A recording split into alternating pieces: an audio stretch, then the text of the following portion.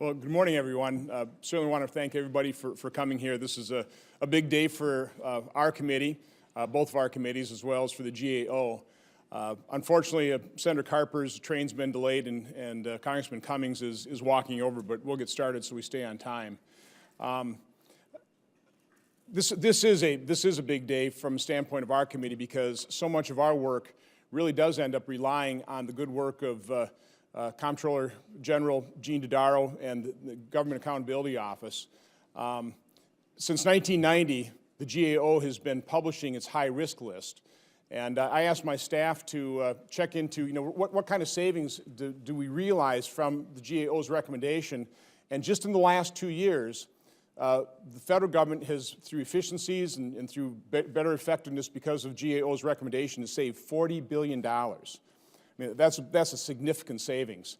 As we were assembling our staff for this chairmanship, I did ask one of my staff members to go into the GAO reports and start reviewing those, and I went on the website to just really kind of narrow down what were the reports I really wanted to highlight, and I noticed there were 52,942 reports. And so I gave my staff member that task. How far are you on that one, Patrick?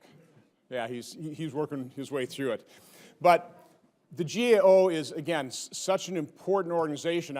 Here's Congressman Cummings. Come on up here, sir. Good morning. How you doing? GAO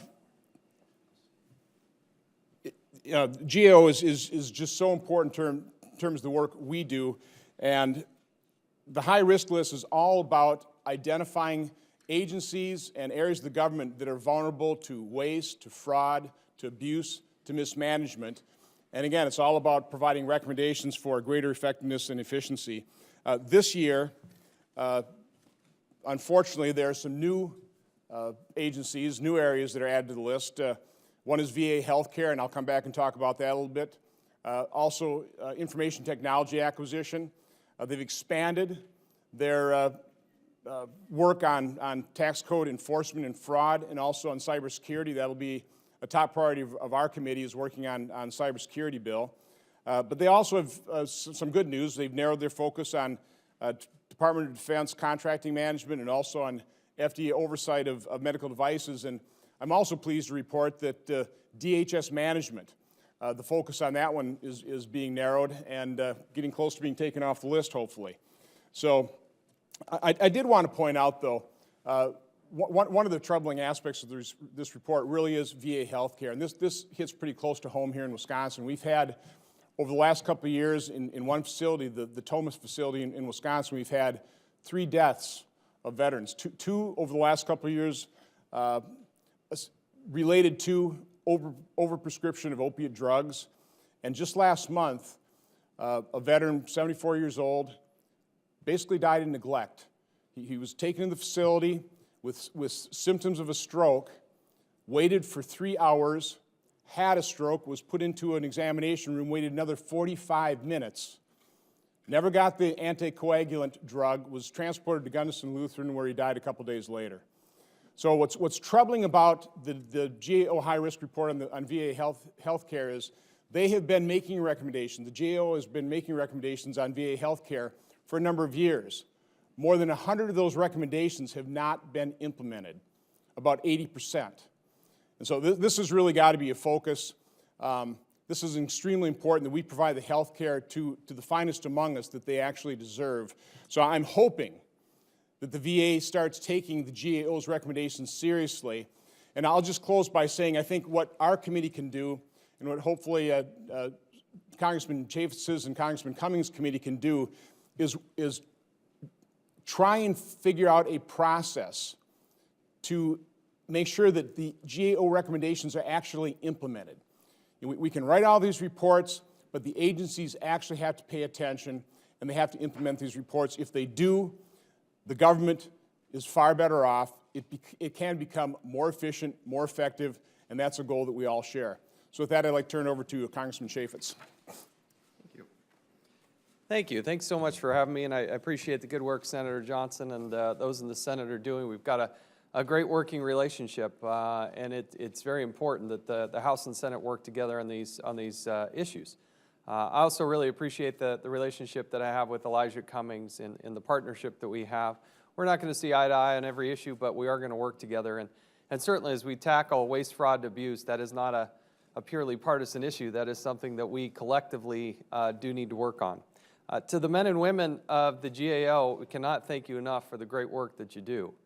Congress can't do its job if the GAO doesn't do their job. And there are thousands of people who dedicate themselves to the good hard work, the analysis, and the recommendations that we rely on in Congress to make sure that we're improving government and we're improving the responsibilities and that we have to taxpayers. And that's what it's all about. It's about making government more efficient, more effective, more responsive to the American people. And so this report we rely on heavily, and we do appreciate the good work that our comptroller has done, Mr. Dodaro. We really do appreciate it.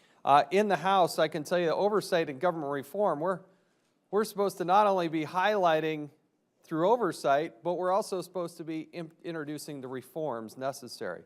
Of deep concern are the 6 different programs in 5 different agencies that are on the 25-year list.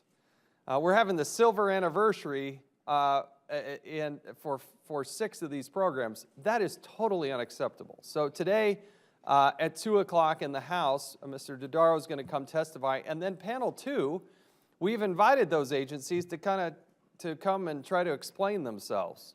25 years on the list is wholly unacceptable. I'm interested. Mr. Dodaro can expand on this, but to get off the list, there are 5 criteria: leadership commitment, agency capacity, an action plan, monitoring efforts, and progress. Doesn't say that the whole thing has to be wiped out and solved, but those are achievable goals. For agencies to be on the list after 25 years, we got to solve that problem. We can't keep bringing them back year after year after year. These reports mean something. They need to be responsive. So today we'll hear from the IRS about Medicare. We'll talk to the DOD. They have 2 on the list, the Department of Energy and as well as NASA. So we look forward to that as well. Again, to the good work from the men and women in the GAO, this is not a one-off hearing. This is something we need to work on throughout the 114th Congress, and we'll do so in a bipartisan and bicameral way. And so thank you, Senator, for having us and hosting us here. Thank you very much. I want to thank you, Senator Johnson, thank you, Congressman Chavis, Mr. Dodaro, and I'm sure Senator Carper will be here soon. I just wanted to take a moment again to thank the employees of the GAO. I've said it quite often, our federal employees so often are talked about in a very negative way, but I've been a staunch supporter of our federal employees because they bring so much to the table and make such a big difference. And the GAO report is one such excellent product. But you know, you can have motion, commotion, emotion, and no results. That's what Senator Johnson was talking about, and Congressman Chaffetz. It's time that we do something that actually takes these things off the list. I was very pleased to see that, well, pleased and not pleased to see cybersecurity on that list. It's clear that we have to address this issue, and Senator Johnson, I was very glad to hear you say that this is something that your committee would be taking on. Cybersecurity affects our constituents on a day-to-day basis. If it does not affect them directly, it makes them feel vulnerable. It opens up their private lives to so many, many hackers. And we've got to address that issue. But overall, everywhere I go, I try to tell the American people, I got your back, that I got your back. And every time I say that, every time I say it, I get a standing ovation, because that's what the American people want. They want to know that we come in here and that we not only keep government straight and make sure that government is doing the right thing and has a very high standard, and as Senator Johnson said, operates in an effective and efficient manner. But they also want to know that governors make a difference in their lives. And when you go to the various recommendations that GAO have recommended, and Mr. Dodaro will talk about this afternoon, most of those things go to changing the trajectory of people's destinies. And that's what this is all about. And so I'm going to work, and I'm very pleased that we have a good relationship with the chairman. It's refreshing, to be very frank with you. I think we are going to be able to accomplish many, many things. But I always remind my colleagues that we are only in these positions for a short period of time, whether it's 5 years or whether it's 100 years. And during that time, it is up to us to make a difference. And there is no better guiding light than the GAO report. So the question now is, do we use that light to make a difference? Or do we put it on the shelf and wait till next year and complain that the things haven't been done? Or do we make a difference in people's lives? And I would submit to you that with the bicameral relationship that we now have, I think we'll be able to achieve a lot. And so, again, I want to thank you. I'm going to look forward to our committee meeting this evening. I want to thank Mr. Chaffetz for agreeing already to many of the things that we are concerned about on the Democratic side, and all of those things that we have asked to be considered, some of which come from the list, are things that go to the center of people's lives. And thank you very much. Good morning, everyone. I'm pleased to be invited here today to this press conference to talk about our update of the high-risk list, which we do at the beginning of each new Congress.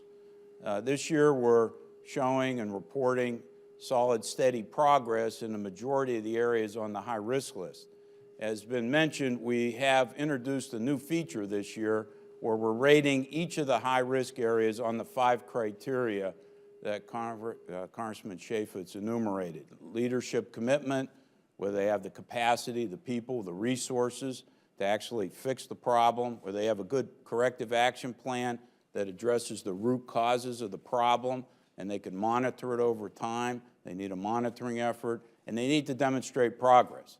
They really don't need to have it 100% fixed, but they have to demonstrate tangible results in fixing the problem and on the road to ultimate solutions. While, as been mentioned, 6 of the original 14 areas from 1990 are still on the high-risk list. 1/3 of the areas we've added over time have been able to come off of the high-risk list through concentrated efforts, support from the Congress, legislation, et cetera. It is a bit of an urban legend that if you get on the GAO high-risk list, you can never come off. There are areas that have come off. None are coming off this update, however. But of the 30 areas that were on the list, 18 have at least partially met all 5 criteria. And 11 of those 18 have fully met one of the criteria or more and partially met the others. As been mentioned, we're narrowing the focus on 2 areas: FDA's oversight of medical devices. In that area, they have fully implemented our recommendations in the recall area. Before, they were not focused on the recall area enough. They are now consistently applying their criteria for recalls. They're ensuring that the explicit criteria that they have for what needs to be done during the recall is actually followed through, and they're documenting it. They're analyzing 10 years of trends in recall data so that they can provide better guidance and support to the industry in these areas. They've also implemented fully a new law that allowed approval of new devices to go through a dual-track process. If the device was similar to devices already approved, it could go through an expedited process. If it wasn't, it had to go through a more stringent process. They were slow to implement this law. They've now, by 2015, they're on track to fully implement the legislation. There are 2 aspects of that area that are still important. One is oversight to improve their ability to manage the safety of drugs in a global marketplace.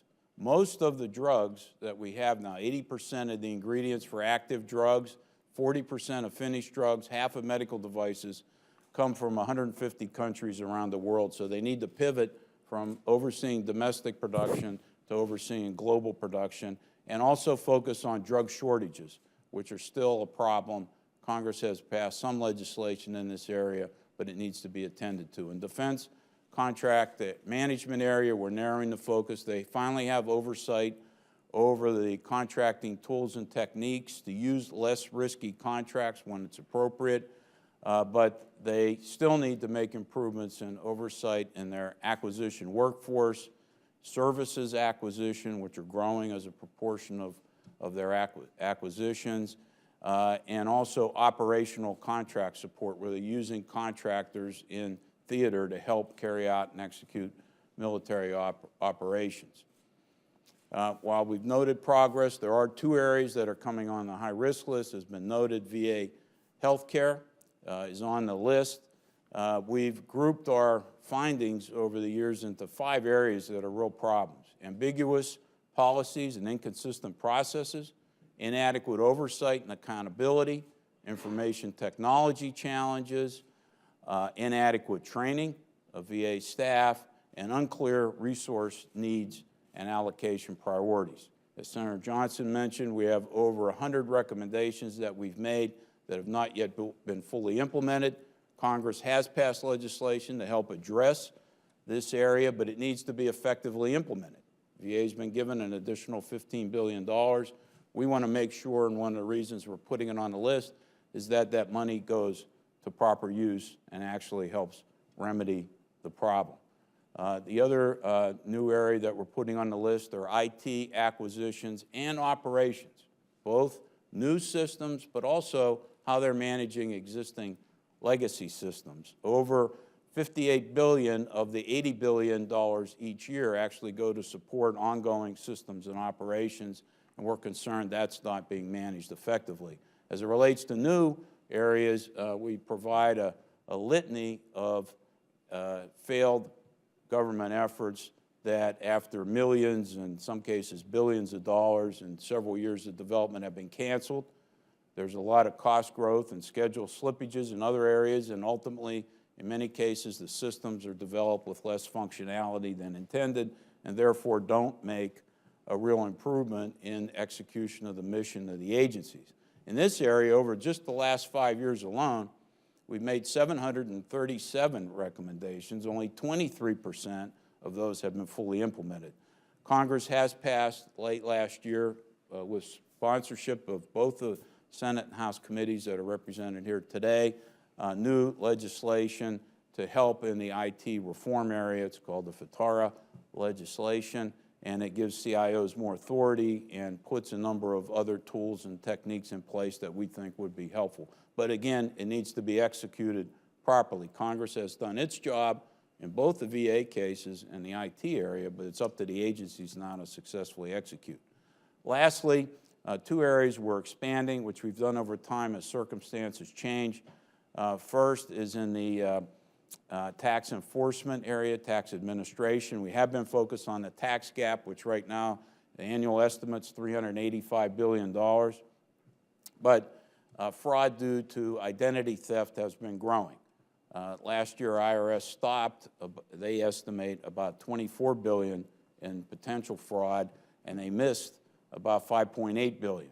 So we're concerned. We have a number of recommendations that we'll be talking about with Congress for some potential legislative fixes in this area and things that IRS could do. Lastly, in cybersecurity and critical infrastructure protection, we put computer security across the federal government as a high-risk list in 1997. It was the first time we ever said anything across the entire federal government was high risk. In 2003, we added critical infrastructure protection to that because most of the computer assets are in the private sector hands, and the government needs to have a partnership with the private sector to protect critical infrastructure systems, and more of them have become reliant on computer technology, whether you're talking about the electricity grid or the operations of our financial markets. But the other dimension that's really come into the forefront recently that we're adding is the focus on privacy and protecting personally identifiable information. The number of incidents has more than doubled in the last 5 years to over 27,000. So that's just reports by the federal agencies of incidents involving personally identifiable information. There have been obvious high-profile incidents in the private sector as well. Privacy laws were passed initially in 1974. They need to be updated. And we have a number of suggestions both for the Congress and the executive branch agencies. So we look forward and appreciate both committees holding hearings on this subject, and we look forward to working with the Congress and the agencies to come off the list. I would note some of the progress that we've seen has been due to top leadership commitment in the agencies and by OMB, and of course by the many of my great colleagues at GAO with the hard work. So I want to publicly thank everyone for their support, and Congress has passed a number of important legislative initiatives which we outlined in our report. So thank you very much. Before we open up for questions, I see that our ranking member, Senator Tom Carper, has arrived. Before I call him up here, I just had a couple more comments. You'll notice that there seems to be a fair amount of bipartisan agreement of really how important GAO's work is, and that's true, and that's a good sign. If we're going to really accomplish things for the American people, like Ranking Member Cummings was talking about, it's good to concentrate on the things we agree on, and we have a real good opportunity in both of our committees to do just that. Working with Senator Carper, we've actually developed a mission statement for our committee. It's pretty simple. It's to enhance the economic and national security of America, and GAO is a key part of that. Now, Senator Carper and I, we may not agree on how big the government ought to be, but we fully agree on that what government we have should be efficient, should be effective, and we are committed to working together to trying to accomplish exactly that. So with that, Senator Carper. Please hold your applause. Thank you very much, Mr. Chairman. Jason, welcome. Always nice to be with you and my friend Elijah, and to Gene as well. Notice Gene Dodaro, when he speaks, he uses copious notes. Never looks at the audience, and I've been with him I don't know how many times over the last dozen or so years, and I've never seen him use one note to say anything, and everything flows so smoothly, and something we all aspire to be better at. But not only is he a great presenter of information and important information in a way that I can understand, and I think most people can understand and appreciate, he provides great leadership for thousands of folks who work at the General Accountability Office and do wonderful work, important work for our country. I used to be state treasurer a long time ago, and came to Congress for a while, and if anything I focused on, it was deficit reduction. I've always been interested in how do we get better results for less money. Did the same thing as governor of Delaware, and those 8 years we had 8 years of balanced budgets. 7 years we cut taxes, paid down some of our debt, and ended up earning AAA credit ratings for the state of Delaware for the first time in the history of our state. And I bring that spirit of, really the spirit of a recovering governor here to my work in the United States Senate with members of the Homeland Security and Government Affairs Committee and with our friends in the House of Representatives. People ask me sometimes, they say, what do you like most about your work? And there's a lot of things I enjoy about my work. Sometimes I don't enjoy the commute so much from Wilmington to Washington when the trains aren't working. But that's one of your primary recommendations that really struck home with me this morning is that we have some work to do with the Congress with respect to making sure that we're investing appropriately in our transportation system for this nation. And I would certainly amen that today. But I focus hugely on deficit reduction, and one of the things that we need to do, really three things we need to do in order to continue to reduce our budget deficits. We're down by about 2/3 from where they were 4 or 5 years ago, but there's more work that needs to be done. First thing we need to do is entitlement reform that saves these programs, saves money in these programs, saves these programs for future generations, and does not harm older people or poor people. Number two, we need comprehensive tax reform that broadens our base, lowers our rates, especially on the corporate side, and also provides at least some monies for deficit reduction. The third thing we need to do is to look at everything we do in government from A to Z, and ask this question, how do we get a better result for less money? You all heard the old saying, if you don't know where you're going, any path will take you there. The great thing about GAO and the work that Gene and his folks do is they give us a path. Oh, they give us actually several paths. But all of them lead to providing service to the people of this country in a more cost-effective way. It's critically important work, especially when you have a budget deficit that's still expected this year to exceed $400 billion. I remember meeting with Joe Lieberman. I'd just been elected. I was governor of Delaware. I'd just been elected to the U.S. Senate. And I met with Joe Lieberman, and we were talking about committee assignments and committees that I might want to aspire to serve on. He said, you ought to get on governmental affairs, and you'd like that. As an old treasurer, governor, he said, that's be right up your alley. And we talked a good deal about it, and I really thank him for that recommendation. Later on, we became Homeland Security and Governmental Affairs. But every day, we can make progress toward providing the taxpayers of this country a better return on their investment. Every now and then I talk to folks who pay taxes in this country, and a lot of people do. And sometimes people say, I don't mind paying taxes, I just don't want you to waste our money. I don't mind paying taxes, I just don't want you to waste my money. I don't want to waste their money either. And with the help of GAO, we're going to waste a whole lot less, and we have been, in fact, a whole lot less. Gene's mentioned a whole bunch of areas. I'll just mention a couple of critical ones. We're actually seeing progress being made. We're seeing progress being made in the Department of Homeland Security, which actually has had clean audits not 1, but 2 years in a row. What you can't measure, you can't manage, and DHS is making real progress. We're proud of that work and know it needs to continue. Even in the Department of Defense, progress is being made in terms of supply management and work that they're doing in contracts and work with respect to other aspects of their job. That work needs to continue, but it's encouraging. Ash Carter is expected to be confirmed this week as Secretary of the Department of Defense, and I'll be speaking with him either later this week or later this month. And one of the focuses I'll have with him is continue the work that Leon Panetta and Chuck Hagel and others have begun in the leadership of your department. And the last thing I'd say is this: leverage. I love the word leverage. I love to find ways to achieve leverage. When Tom Coburn and I were leading a subcommittee of this committee for a number of years, Committee on Financial Management, we realized, it didn't take us long to realize, if we could somehow leverage our effectiveness with GAO, working off of the high-risk list from GAO, working with the Inspector Generals, working with nonprofit groups, we could actually get a lot done. Work with our colleagues in the House, work with the administration, work with OMB, we can get a whole lot done. And that's exactly what we've been doing. And for the last 2 years, Tom and I did that, Tom Coburn and I did that, leading the full committee, and I look forward to doing that with Ron and working with Elijah and Jason as well. A lot has been accomplished. A lot still needs to be done. And by working together, we're going to achieve that. Thank you. And now, let's just open it up to your questions, please. Anyone?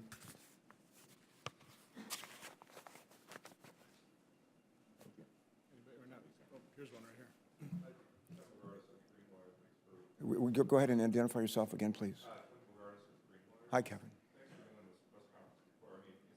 Thanks for coming and asking a question.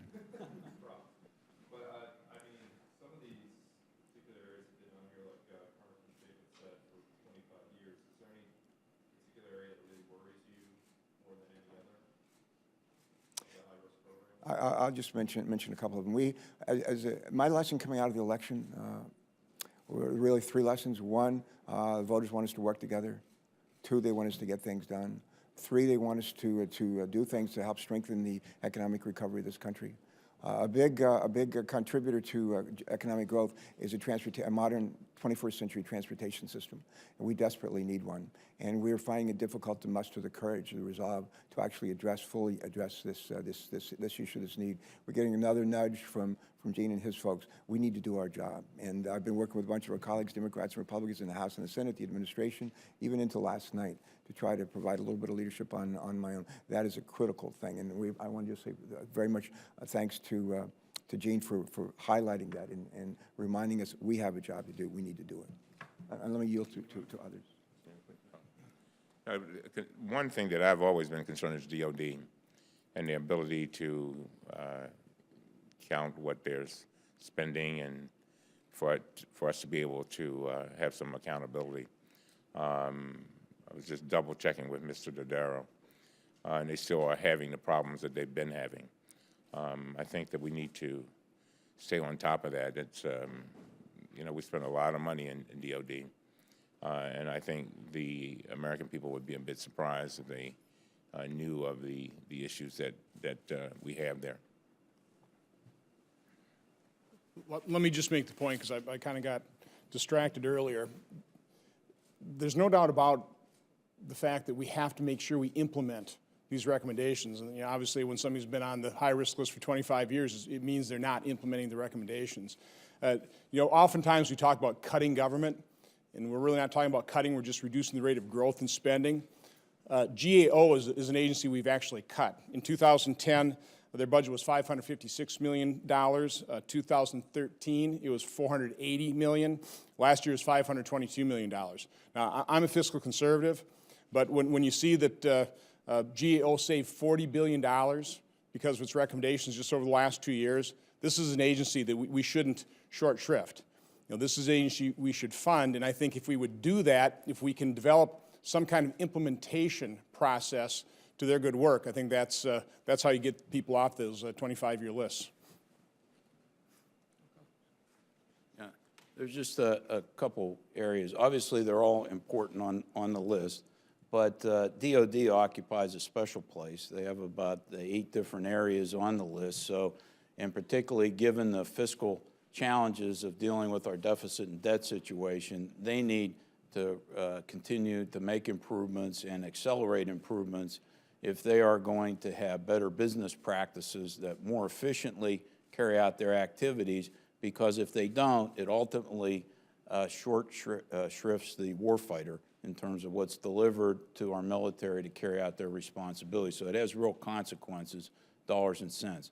I'm very concerned about Medicare and Medicaid issues. The amount of improper payments has increased this past year to $124 billion. Of improper payments. These are payments that were made in the wrong amounts or shouldn't have been made at all. Medicare and Medicaid have increasing. They're about half of the improper payments. And if you add the improper payments and estimated problems in the earned income tax credit, that's 75% of the improper payments. Now, I'm worried about Medicare and Medicaid because they're the fastest growing federal programs. And if we don't get a handle on eliminating these improper payments, the problem will get bigger, not smaller, over time. And then lastly, I'd mention we've had on the list for a while financing our nation's transportation infrastructure. That's a real important area that Congress needs to attend to. I know there's a lot of discussions on it, but we have an aging infrastructure, and we need to make proper investments and find a stable funding source for that area. Any other questions? Sir. I have one on the improper payments issue. Tony Cassidy with Bloomberg News. Both Senator Scarborough and Johnson got this information from OMB apparently a couple days ago.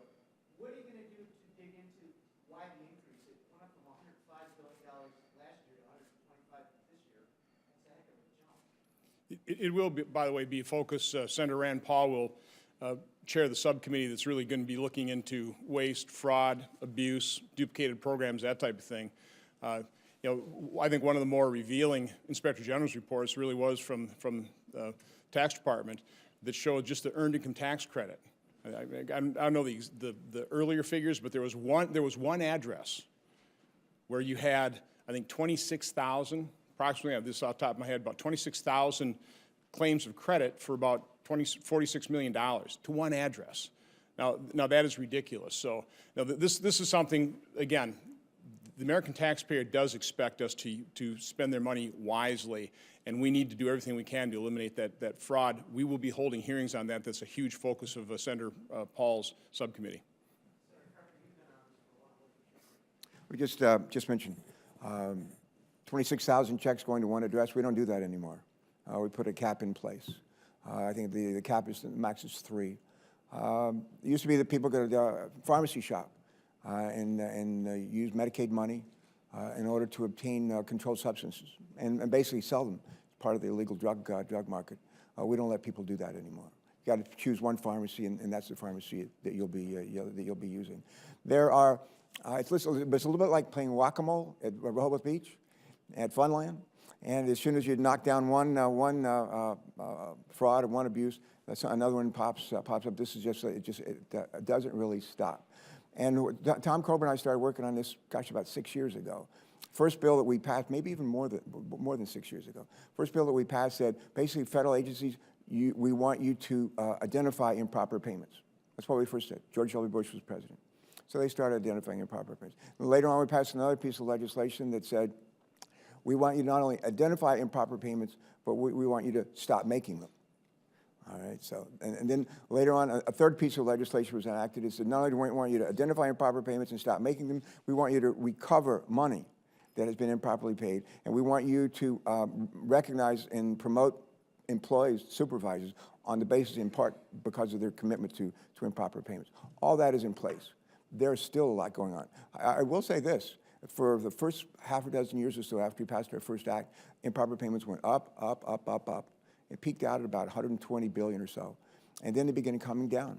And the reason why they're going up is that agencies were identifying improper payments. That's why more and more and more. And as they identified them, they went up. And then the numbers started coming down until this year, until this last year. The one that concerns me the most is Medicare. It's Medicare. It went up by $15 billion. And I've talked to Sylvia Matthews-Burwell, Secretary of the Department, talked with Beth Colbert, who's a deputy over at OMB, to say we got to get on this and work it. Tom Coburn, I'll mention his name one last time. And Tom and I introduced in the last Congress something called the PRIME Act, P-R-I-M-E. Had 25 co-sponsors here in the Senate, and mostly we focus on improper payments with respect to Medicare and Medicaid. We never got it. We got it through. It was actually in the SGR bill. It was attached to the SGR bill on the doc fix. Could not get that passed. And this year we're going to move it again. We'll probably move it by itself, and we're going to invite Chairman Chaffetz, and we're going to invite Ranking Member Cummings to join us in introducing. Maybe we can jointly introduce that legislation and get it done. That'll help. It won't solve the whole problem, but it'll help further reduce the improper payments, and we need to. Okay, once again, I just want to thank all my colleagues and all of you for coming here. The hearing starts in about 5 minutes, so thank you very much. Oh, I'm sorry. No, we're good. We're good. You're good? Thank you. Okay, thank you. Appreciate it. Thank you. We'll see you in a minute. Thank you.